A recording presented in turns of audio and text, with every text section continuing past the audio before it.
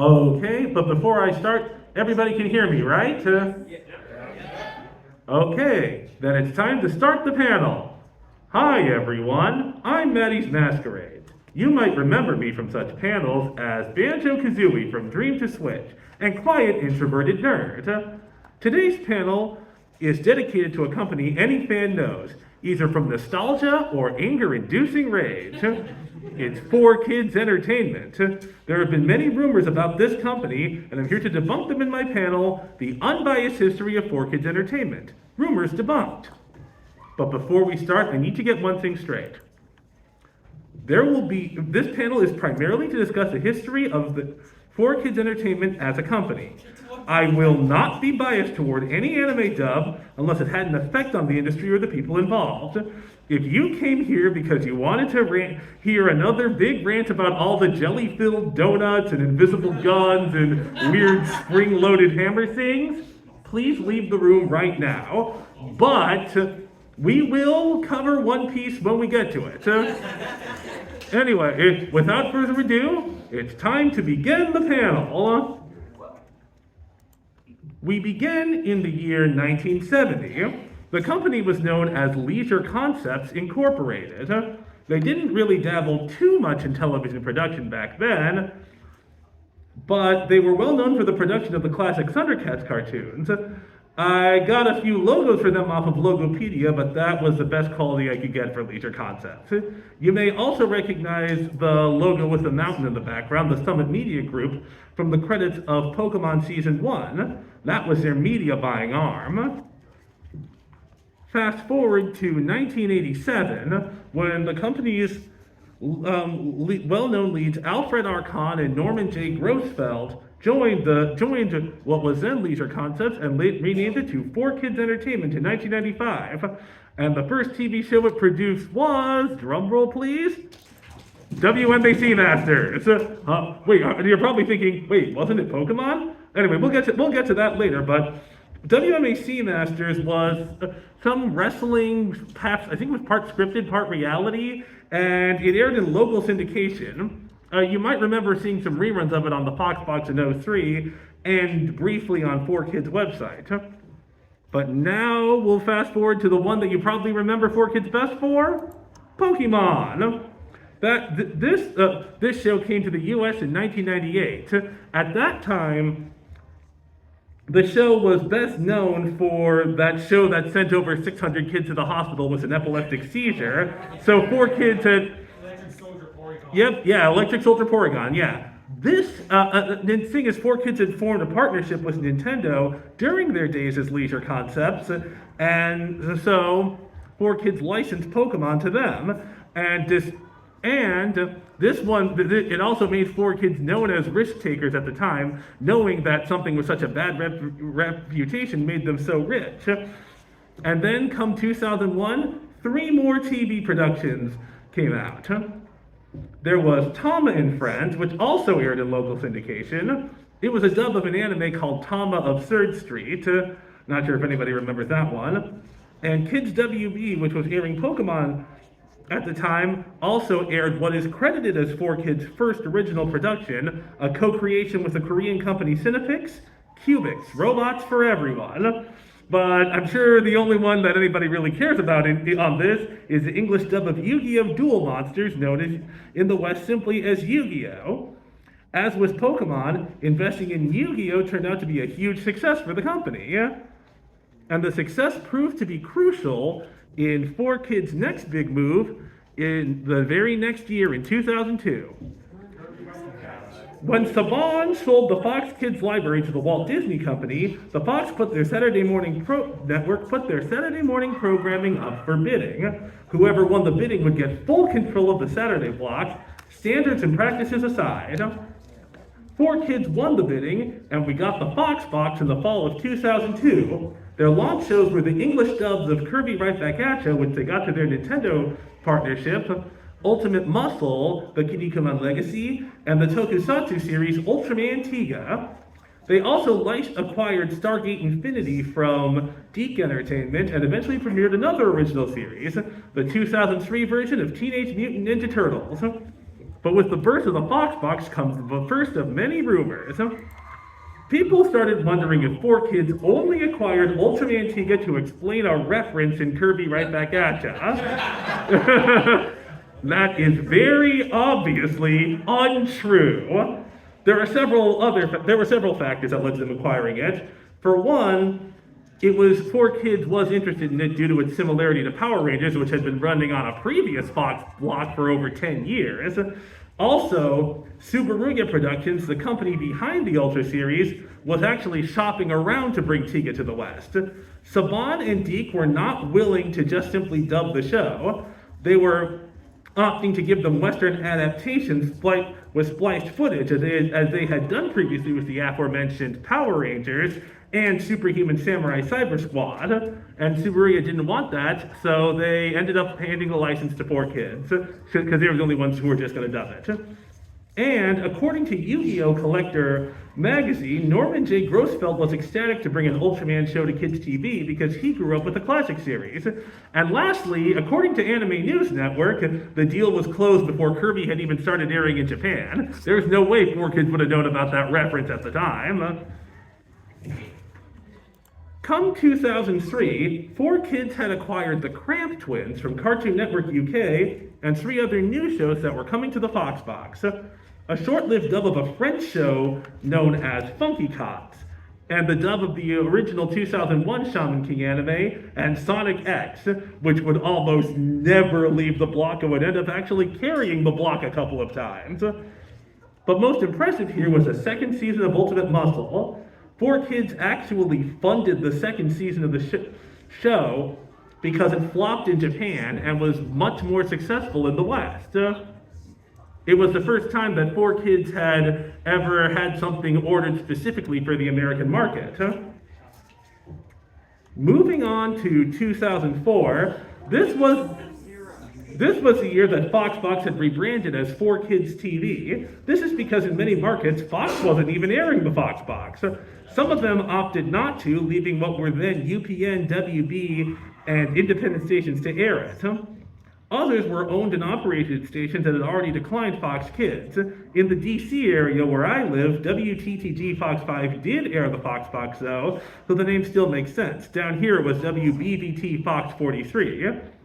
Anyway, next on their acquisition list was the Italian show Winx Club from Rainbow, which is actually still going on today. Eventually I plan to do a panel specifically about this show. And they got F-Zero GP Legend from Nintendo, and they dubbed Tokyo Mew Mew, which they called Mew Mew Power. Now we're getting into some pretty steep rumors here as we move on to the proverbial elephant in the room. You guessed it, One Piece. I'm sure right now most of you are still feeling the rage of this adaptation and are probably thinking, what was 4Kids even thinking trying to get this on Saturday morning? So, the popular rumor is that its art style made it look more tame than it ended up being, and they didn't really watch it first, going in to blindly pick it up. And that's half right and half wrong. Truth is, 4Kids, you're partly right. 4Kids actually didn't do much research on One Piece before acquiring it, but on the other hand, it actually kind of was never even on their radar. So if they never really wanted it, how and why did they get a hold of it? Oh, hold on a second, dropped off on my cards. The one behind it was none other than Toei Animation. It's Toei's fault that 4Kids acquired One Piece, and the reason is 4Kids' goal with Toei was they wanted Ultimate Muscle, which we already know happened, and eventually they wanted Magical Do-Re-Mi. This was part of a plan to diversify the 4Kids TV block and make it more easily accessible to girls as well as boys. But in the process, 4Kids and Toei insisted 4Kids take on the license and offered it as part of a package deal. Why did Toei beg 4Kids to take the license? They wanted One Piece to get on American TV as soon as possible. As said before, 4Kids owned all of Fox's Saturday morning block at the time, and Toei just heard this as 4Kids owns a chunk of a network that everyone with a TV set and just an antenna can access. Meanwhile, Funimation was part of the bidding too, but they had two things working against them. For one, the only thing they had full access to was the Funimation channel, which you needed some super premium cable or satellite provider to access. Even my grandparents didn't have that, and they had what was then called Nicktoons Network and Toon Disney. Also, Toei still had to approve all the edits, and despite all the edits 4Kids made and Toei approved of, there was one hard and fast rule they had to follow. Luffy must be voiced by a woman. Funimation acted too quickly and did a test dub with Eric Vale voicing Luffy, violating Toei's rules and essentially handing the license to 4Kids on a silver platter. 4Kids did nothing of the sort, given that they were never even really interested. But once they discovered there was no way this would fly on Saturday mornings, they were too deep into their contract, which was get One Piece on TV as soon as possible. So they intentionally made a mess out of One Piece, knowing the dub wouldn't be any good, and essentially baited Toei into revoking the license. But One Piece is not the only story we've got here. So, with all the history I've gone over in the past few panels, more rumors popped up, one of which I actually just debunked, so I'm going to explain and debunk it in the same slide. Rumor number 3. Studio Pierrot, Mew Mew Power only had half of the series dubbed and only 23 episodes actually aired in the US. The rumor is that Studio Pierrot wasn't happy with the dub and wouldn't let them have the second half. As I just said about One Piece and earlier Ultraman Tiga, all the edits had to be approved by the Japanese companies, so Studio Pierrot was aware of what they were doing on it the whole time. According to Hika Yagami, one of the most trusted members and YouTubers in the Tokyo Mew Mew fandom, it's because 4Kids promised a merchandising deal to Studio Pierrot and failed to deliver that, so they lost the license and were unable to dub the second half. Now, I am going to highlight an edit with this next rumor, and feel free to sow some shade at a certain someone if you want, but we have a case of correlation and causation here. While it was a mixed bag when 4Kids erased Japanese text off signs, some people noticed they'd erased English text too. A lot of people misconstrued Alcon's US kids don't read comment as thinking they are illiterate. Again, say what you want about that. Say whatever you want about that comment. If you still think it's a bad comment, I'm not gonna go against it, but the two have absolutely nothing to do with each other. One of 4Kids' music composers on Reddit didn't ask me anything and revealed the erasure of English text had to do with the fact that they own international rights to a lot of these shows. Ever seen a foreign opening of Kirby or Pokemon or Tokyo Mew Mew on YouTube and heard it sound like the 4Kids opening just dubbed into a different language? That's what that was a part of. They wanted to make it easier on those countries who got their version of the show, so they could write whatever they wanted. In addition, in the case of Sonic X, the masters already had the text erase, and as the sub version on Crunchyroll and Hulu indicates, this means in that case TMS did it for them. That does make me wonder if 4Kids took a leaf from TMS's books, but if I were to start making rumors, I'd be a hypocrite for doing this panel in the first place. Anyway, around this time, Shadow the Hedgehog game was released for GameCube, PlayStation 2, and Xbox. Yeah, I'm sure you're all reeling from how terrible the game was, but also, it was the first game to use a cast from the Sonic X dub, such as Jason Griffiths as Sonic and Shadow, Amy Pallant as Tails, and most famously Mike Pollock as Eggman, who continues to voice him today. But how did that happen? It's another case of correlation is not causation. Around the time of Shadow the Hedgehog's release, Dean Bristow, the voice of Eggman in the previous 3D Sonic games, Sonic Adventure 1 and 2, and Sonic Heroes, passed away due to a heart attack. The rumor came that Sega of America had contacted Mike Pollock to replace him, but contracts ended up replacing the whole cast. Not true. According to an interview with Mike Pollock from Sonic News Network, the recasting, which was done by Sega of Japan, not America, happened before Dean Bristow's death.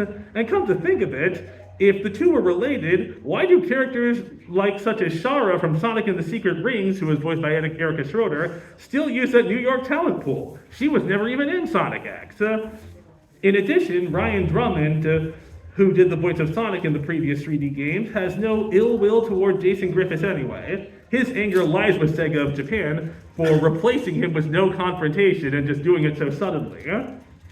Oh, and speaking of something else I just brought up, rumor number 6, 4Kids owns their voice actors and could easily quit for a better company like Viz or Funimation.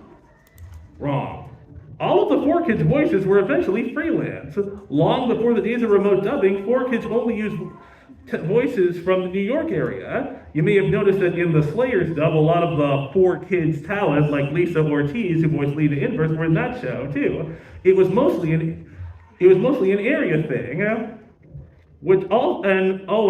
Speaking of Sonic, another rumor popped up around the time. Similar to Ultimate Muscle Season 2, and around the time of this, there was Yu-Gi-Oh! The movie Pyramid of Light, and later the Capsule Monsters OVA. Some people believe that Season 3 of Sonic X was made exclusively for the American market. Now, this one's a much smaller rumor than the others. It didn't really cause too much controversy, but the fact is, it wasn't. The season had aired on linear TV in the US before Japan, but it was on home video in Japan before the US. The reason people knew about its edits back then were actually because they were using French rips. It had reached France before it had reached the US, and the people's fans saw the French version. Alright, so anyway, going back to home videos, around 2004, 4Kids was testing the waters with their naysayers by releasing uncut versions of Yu-Gi-Oh! And Shaman King on DVD. These DVDs had no paint or music edits, and a script that much more closely matched the Japanese script, although they still had the Americanized names like Joey Wheeler and Morty Oyamada. However, the Yu-Gi-Oh! DVDs were canceled after 3 volumes and Shaman King after 2. The popular rumor was that Funimation was threatened by 4Kids at the time, now seeing them as competition, and stopped releasing 4Kids DVDs altogether. That is incorrect.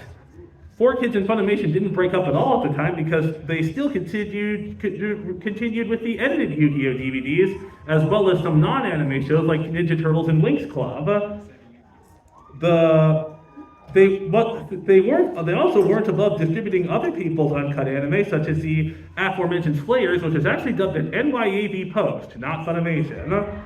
What this had to do was with Shunsuke Kazama, Yugi's Japanese voice actor. His work is owned by his parent company, Johnny and Associates, and they're very strict about international distribution. On a side note, Johnny and Associates also owns the work of the band V6, which is why the Inuyasha prints on Hulu and the like cut out some of the openings for generic battle music. It's the same thing. Now, to be fair, 4Kids and Funimation actually did split up much later, but it was due to their contract expiring about 5 years later in the year 2009. And a minor rumor came from that one. This one I'm just going to go over quick because, again, it's a really small one. That the last half of Winx Club Season 3 didn't hit DVD because 4Kids lost the Winx Club license to Nickelodeon. But the original release date of that predates Nickelodeon's acquisition by about a year. Funimation splitting with 4Kids is why that didn't happen. Anyway, we're going back to the big rumors now. Another big elephant in the room. Did how much they were putting into One Piece push 4Kids into bankruptcy? Maybe a little bit, but nothing too significant. It's time to get into the story of 4Kids' money woes. It all started when the Pokemon Company International, then known as Pokemon USA, took the license for the Pokemon anime away from 4Kids. Nintendo had created Pokemon USA in 2001 because of how big Pokemon was getting in the US. They had eventually taken the license for the card game away from Wizards of the Coast, and now they continue to take up to control of all things Pokemon by taking away the 4Kids license. What license? So, anyway, after that, 4Kids had usually reported gains every quarter, but then they started suffering losses. Small losses, but losses nonetheless. So 4Kids' next plan was to get a similarly marketed franchise, one they owned outright and no one could take it away from them. And that answer came in the form of Chaotic. This was an old Danish card game in the early 2000s, and 4Kids bought the whole thing lock, stock, and barrel. so they would be receiving 100% of its revenue.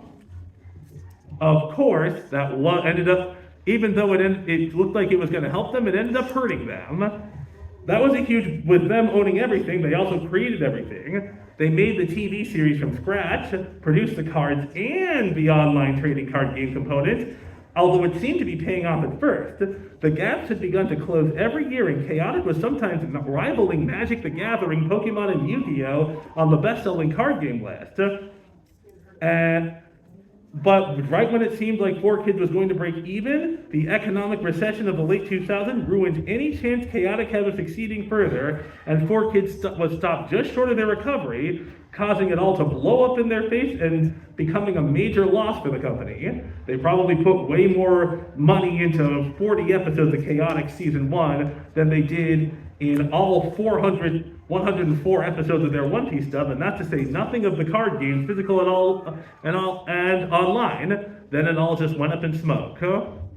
Which leads to and debunks another rumor that I heard more recently, like shortly before I even made this panel. Some people apparently believe that 4Kids tried to sue the original Danish creators of Chaotic over profit, which is really what killed the franchise because it caused neither side to be able to create any more products or episodes for 3 years. Now, I was on the Toon Zone forums, or Anime Superhero as it's known now, 4Kids talkback threads as this was happening. If you've ever been to that site, hi, I'm Donkey Kong Song. I now have the Nedna avatar. Anyway, 4Kids was treading carefully and would never have licensed Chaotic in the first place if they couldn't get full rights at the start, as the goal was to avoid another Pokemon. Furthermore, it had been dormant since 2001. What did the original Danish creators want with it anyway? There's just so many things wrong with this rumor, and I don't even know where it started. So anyway, back to Pokemon switching licenses. Now get ready for a big one. When that happened, most of the voice cast was replaced, and the rumor is that it was because the new voice actors were willing to work for less, since they were still using the same New York pool that 4Kids did. Even I fell for this one for a long time, until Mike Pollock personally replied to one of my tweets and explained it. 4Kids had a 2-year non-compete clause, which is the real reason that the cast changed. It does explain the recent return of some of the voice actors, such as Ted Lewis as Giovanni, after Craig Blair moved out of New York. Plus, Roger Parsons used to be the narrator during the first 6 seasons before being replaced with Mike Pollock. His 2-year non-compete clause wouldn't have happened, so they brought him back as soon as Pokemon USA took over. All right. By the way, we're friends on Facebook. Mike Pollock and I. Oh, cool. All right, yeah. I'm not friends with Mike Pollock, but he's replied to a lot of my tweets. I tweeted to him about an IHOP commercial that I knew and thought, does this have his voice on it? And he confirmed it.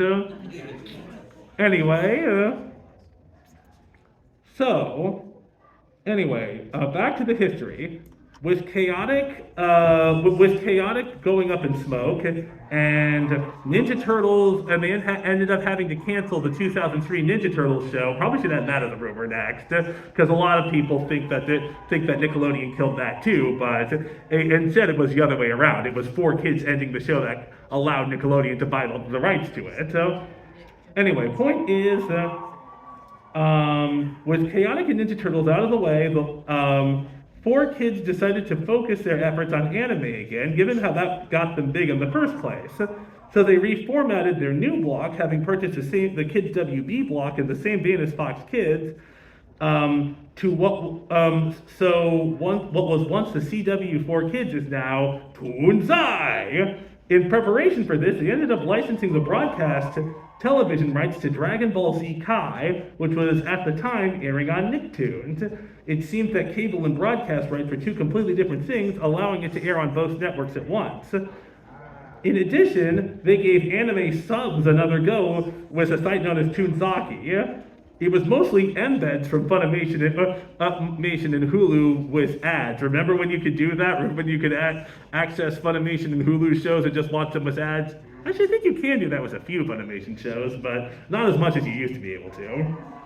But apparently it fixed some of their loading issues, and they uploaded their own subs of Yu-Gi-Oh! 5Ds and Sonic X. In fact, doing this, they eventually completed Sonic X. They had thought about going, we already know about Shunsuke Kazuma, causing them not to be able to do the original Yu-Gi-Oh! And with GX, there was that discrepancy with him being in the first episode. So anyway, with less resources draining their reserves, it seems 4Kids was on the rise again. Rave Girl, a Yu-Gi-Oh! Fan site blog, had noted this later, but they apparently had secured broadcast rights to Blue Dragon, which some of you may remember having a short run on Cartoon Network, as well as Monsuna, which was also airing on Nicktoons. Also, some Jules Verne cartoon from Rainbow, who are the guys behind Winx Club and Huntic, which also aired on CW4Kids, and season 2 of Dragon Ball Z Kai, and Magi Nation. The latter, which had aired on Kids WB, and had a huge delay between its first 2 seasons. They also had a new distributor in A&E Home Video, which was going to release the Yu-Gi-Oh! Bonds Beyond Time movie that had come out in theaters in 2012, I believe. What's 2000? And Yu-Gi-Oh! Itself was going to air on Nicktoon much sooner, but then it all came crashing down. TV Tokyo and Nihon Ad Systems sued 4Kids over allegedly hiding money from them. As a result, all their business deals had shattered due to companies not wanting to get their hands dirty. Viz, Dentsu, Rainbow, Funimation, and what was then Cookie Jar, which I think is called Wild Brain now, A&E, and Nicktoons, Viacom, not really sure who was in charge of that, had all backed out of those deals, leaving 4Kids with nothing again. Okay, maybe nothing is an exaggeration. They were still able to dub something called Tai Chi Chasers and the Force Yu-Gi-Oh! Series Yu-Gi-Oh! Zexal. This is because if they had stopped dubbing Yu-Gi-Oh!, it would count as an admission of guilt and they'd automatically be stripped of the license. The only thing keeping them afloat now. But once again, 4Kids ends up winning a case by default. Winning by doing absolutely nothing, if you catch that reference.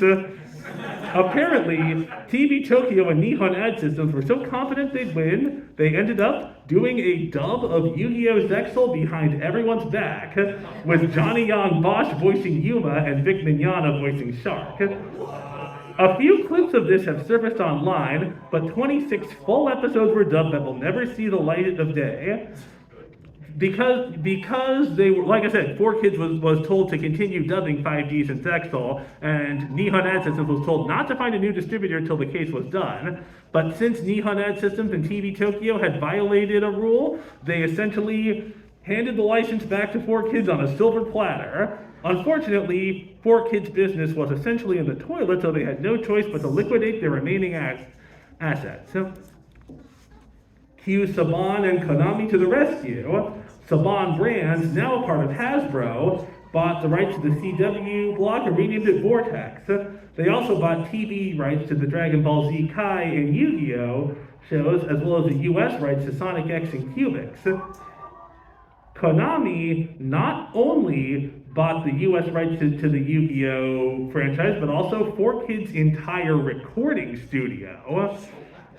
They created a new branch with it. It was then known as 4K Media Inc., but now it's called Konami Cross Media New York.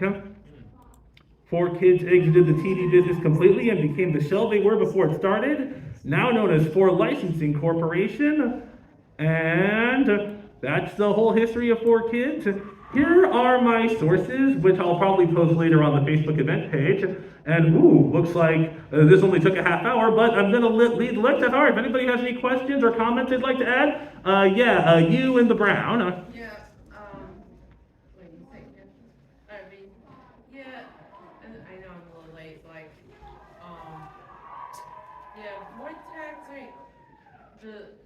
the height was when it was 4Kids TV for me.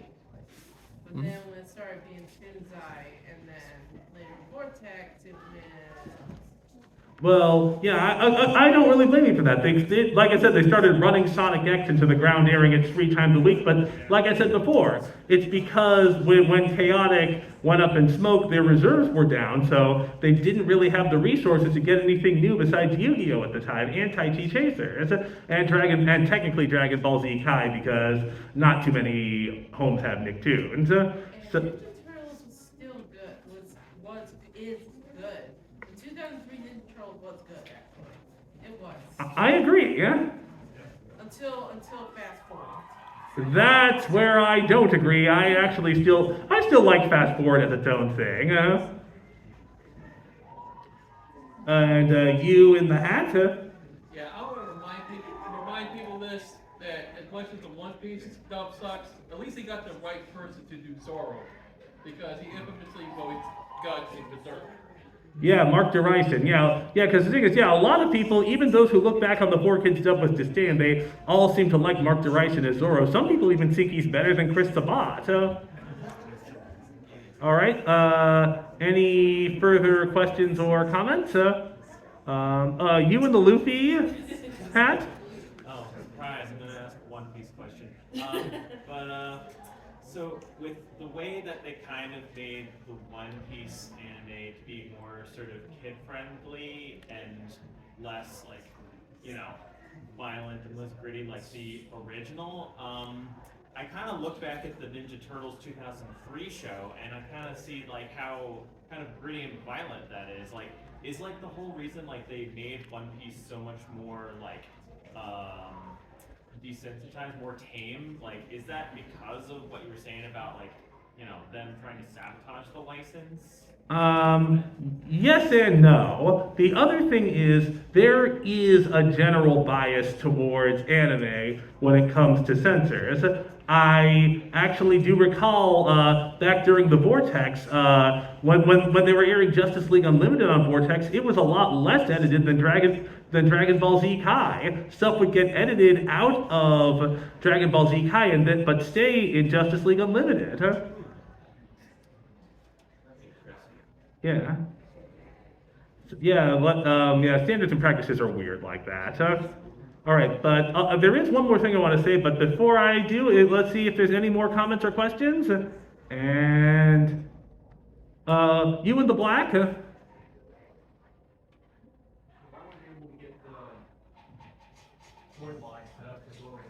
What about Magical Dorami? But you're asking how they were able to get Magical Dorami?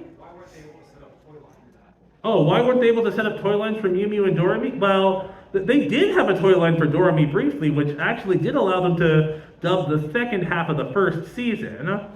But I do know the toys kind of went on clearance quickly. I guess they just weren't selling very well. I wonder if they did the same thing with Toei promising the line and then it flopping. But I do remember what they call season 2 of Magical Dorami did air exclusively on the 4Kids website, all dubbed. But yes, but the future seasons were never dubbed at all. And it never aired on TV. I remember it was originally announced to air on TV the year after, but it was replaced with Kirby because Kirby had aired off its last episodes as a faux season 4, due in part to promote Kirby Squeak Squad on Nintendo DS, and then it was replaced with a second Ninja Turtles Fast Forward, which was partially, I know, to promote the 2007 movie, but then it lasted all the way into next year, and Magical Dorami became an online exclusive. But I don't know what happened with Mew Mew. I guess it might have just been because a lot of the toy companies just weren't interested. It might have had something to do with some sexism with girls' toys at the time. But don't quote me on that. Like I said, if I were to start creating rumors, I'd be a hypocrite for making the panel. And you, Chosen? Oh, yes. What do you think of the 4Kids Star Spangled Banner? Okay, you know what? I have to say it. Okay, to be fair, I have actually posted some things about it, and personally, it's not the first time there's been culture clash on a kid's block. Does this ring a bell to anybody? Hey, what Pokemon is that? I don't know, but I'm gonna catch it. But Brian, we're not Pokemon. Quiet, Pinky. First we'll catch 'em all, and then we'll rule the world. Even as a kid, I always thought it was really weird seeing Japanese, because I knew Pokemon was an anime, and seeing the Ash and Pikachu interact with all those Warner Brothers characters like Pinky and the Brain and Animaniacs and Batman the Animated Series, it always felt weird to me then. Honestly, the weirdest promo mix, I think, was also, remember Pokemon solutions to Seventh Heaven problems? When they were watching Seventh Heaven and they're like, okay, so what should the little brother do? But his older brother begged him to save. Girls like a close shave, he should shave it all off. Incorrect. He should tell him to back off. Wrong. He should use Charizard's flamethrower. Yeah, not only are we mixing different cultures, we're mixing different demographics. And worst of all, does anyone remember this one? Oh, remember Escargoon and Frankie Muniz talking to each other? Oh, I've got my own show. Malcolm in the Middle, what's that? It's on Fox at night. Fox plays shows at night? Yes, this fictional talking snail is now talking to an American living actor about his show on an American network, and all he's not aware of is that it doesn't have a primetime slot. By the time the national anthem rolled around, I just kind of built up a callus to it at that point, and I just really can't really single it out anymore. So that's why. And you again? I'm gonna roll off of what Chosen had said about the Star Spangled Banner. Splinter and his false opera voice. That was so cringe. I actually have a crush on that character. Yeah, I don't know if that was Darren Dunstan actually singing that. My ears were bleeding. But I do know Darren Dunstan has sung before. I remember in the Yu-Gi-Oh soundtrack, as Pegasus, he's saying, face up, face down, attack and defend. Oh, yeah. So I don't know if they just modified his voice for that or not. Anyway, you and the blonde, Do you know why it was such a deal breaker that Luffy was voiced by a woman? I'm not 100% sure, but it might have been because One Piece was already a pretty long-running show. And, if the thing is being voiced by a male, women's voices tend to stay lower, and they might have stay higher pitched, and they might have wanted to keep a higher pitched character for that. Just like Bart Simpson being voiced by Nancy Cartwright, or Timmy Turner voiced by Tara Strong. So that's what my thought is for why they wanted to keep Luffy voiced by a woman instead of a man. If they voiced him by a man, they'd have to keep changing the voice, like Arthur. Yep. Anyway, any more comments and questions? Because there's one more thing I'm going to go over before putting the panel to a close. I don't see any hands, so now the last thing I'm going to go over, I don't have a slide for this, the lost media of 4Kids. Someone on my Twitter has been mentioning this, and also it came up in the last in my Anime USA version of this. The Ultraman Tiga English dub was previously lost media, but now it's become found thanks to a YouTube user, Gorizard TV, that he's actually been using Blu-ray footage to paste it over those TV rips. I mean, you can very easily see how it goes back to TV footage whenever Daigo activates the torch because 4Kids made their own version of it. But anyway, the other missing shows, I know that the 4Kids dub of Funky Cops is still lost because, Kabillion had another dub of that. I think it was an internal dub from them. Let's see, what else is missing? I don't know about WMAC Masters, but F-Zero GP Legend may have had the rest of it dubbed. I think David Wills mentioned something like that. It's even possible that the last of Ultraman Tiga was dubbed and aired on Pogo TV in India, and we've seen some evidence of that. And I know that the 4Kids One Piece was also recently resurfaced in a torrent file, but for a while the episodes chasing Luffy and the Sand Trap were lost, but now they've been found. So yep, and I think there might be some Go-Go Riki episodes missing. Yeah, but that's all I really have to say about this panel. I hope you enjoyed it, and oh wow, I went up to a full 40 minutes this time. So wow. thanks for coming. And like I said before, I'm about to go change into Princess Rosalina. I'll be heading over to the Super Smash Bros. Shoot hosted by yeah, he's still there. Hosted by that Mario in the back, Chosen. Yeah, he'll be hosting a shoot, so you'll be seeing me there at 4 p.m. as I head off to change to Rosalina. This is Maddie's Masquerade signing off. Goodbye.